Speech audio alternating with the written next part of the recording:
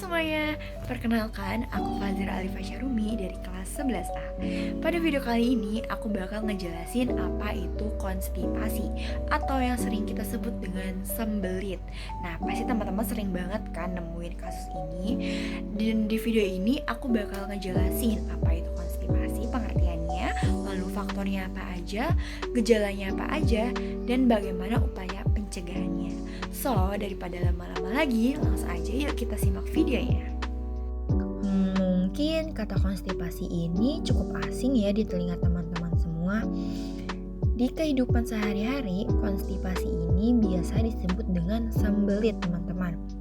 Nah, kira-kira apa sih ini maksud sembelit? Jadi, sembelit itu merupakan suatu keadaan di mana adanya perubahan konsistensi feses menjadi keras, ukuran besar, serta tidak buang air besar sama sekali dalam seminggu, dan penurunan frekuensi atau kesulitan defekasi.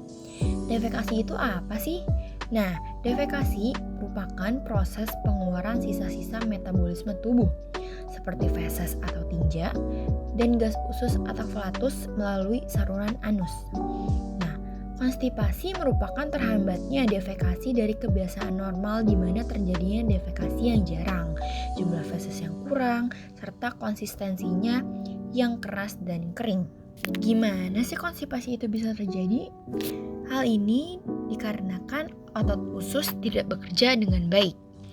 Otot-otot polos di dinding usus bergerak secara ritmis. Gerakan ini disebut dengan gerakan peristaltik, yakni gerakan untuk mendorong makanan yang dicerna dari lambung ke usus besar hingga akhirnya ke rektum untuk dibuang. Gerakan ini memastikan bahwa nutrisi diserap dengan efisien dan sisa makanan dapat dibuang. Jika peristaltik terlalu lambat atau tidak teratur, tinja akan bergerak lebih lambat di usus besar. Hal ini akan mengakibatkan penyerapan air berlebih. Selain itu, ada juga nih beberapa faktor terjadinya konstipasi. Yang pertama itu karena kurangnya asupan serat dan asupan air pada tubuh. Seperti yang kita ketahui, peran serat dalam tubuh itu yang pertama untuk meningkatkan massa tinja dan merangsang gerakan usus.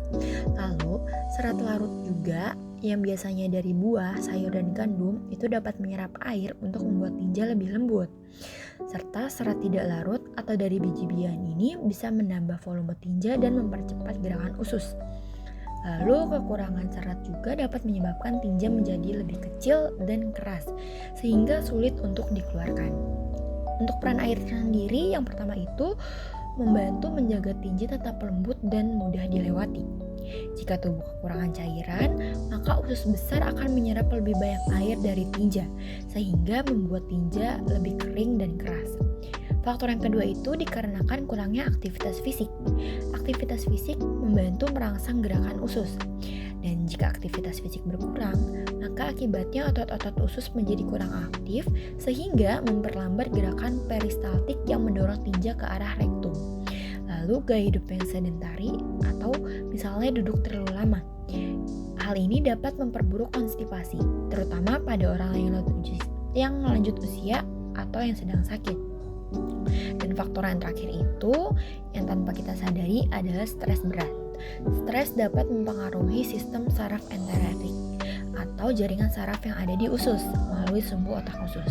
Nah, stres kronis ini dapat mengganggu ritme alami gerakan usus atau yang disebut dengan gerakan peristaltik tadi ya teman-teman. Lalu, produksi hormon stres seperti kortisol dapat menghambat pergerakan usus atau bahkan membuat otot-otot usus menjadi terlalu tegang. Lalu kebiasaan makan tidak teratur atau buruk akibat stres, misalnya melewatkan makan malam atau mengonsumsi makanan yang rendah serat, juga dapat memburuk sembelit atau konstipasi. Untuk sembelit atau konstipasi tersendiri memiliki beberapa gejala khusus nih. Yang pertama, ada kotoran terasa keras dan kering. Yang kedua, perut terasa penuh, padat, keras, bahkan sangat kencang. Lalu, BAB kurang dari 3 kali seminggu. Dan yang terakhir, mulas dan nyeri pada perut. Sembelit atau konstipasi dibedakan menjadi beberapa jenis. Yang pertama adalah konstipasi transit normal. Ini adalah jenis konstipasi yang paling umum. Pada kondisi ini, Waktu transit tinja melalui usus besar tidak terganggu. Artinya, pergerakan tinja terjadi dalam waktu normal, yakni 24-72 jam. Lalu yang kedua, konstipasi translit lambat. Pada jenis ini, pergerakan tinja di sepanjang usus besar lebih lambat dari yang biasanya. Hal ini menyebabkan tinja terasa lebih lama di dalam usus besar, sehingga usus besar menyerap lebih banyak air dan membuat tinja keras dan sulit dikeluarkan. Lalu, ada konstipasi saluran keluar. Kondisi ini disebabkan oleh kerusakan otot dasar panggung sehingga penderita kesulitan buang air besar. Pada jenis ini, masalah terjadi pada otot dasar panggul atau mekanisme pembuangan tinja di rektum dan anus. Kerusakan atau gangguan koordinasi otot menyebabkan tinja sulit keluar meskipun sudah sampai di rektum. Lalu yang terakhir ada konstipasi sekunder. Konstipasi ini biasanya terjadi akibat masalah kesehatan yang didasari oleh efek samping obat-obatan tertentu yang dikonsumsi oleh orang tersebut. Untuk mencegah sembelit atau konstipasi ini bisa dilakukan beberapa upaya nih teman-teman. Yang pertama, mengonsumsi makanan berserat. Makanan berserat tinggi seperti buah-buahan, sayuran, biji-bijian, dan kacang-kacangan dapat membantu memperlancar gerakan pada usus.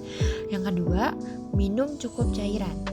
Contohnya minum air putih, jus infused water dapat membantu mempermudah pencernaan dan dianjurkan untuk minum 6-8 gelas air putih dalam sehari. Yang ketiga, olahraga secara teratur. Olahraga minimal 15 menit dapat membantu menjaga daya tahan tubuh dan membantu pergerakan pada usus. Lalu, atur kebiasaan buang air besar. Hindari mengejan dan biasakan diri untuk membuang air setelah makan pada waktu yang sesuai. Hindari obat-obatan yang dapat menyebabkan sembelit. Tidur dengan teratur, yakni 6-8 jam per hari. Dan terakhir itu mengelola stres. Karena mengolah stres dengan baik dapat membantu mencegah penyakit sembelit dan menjaga pola makan.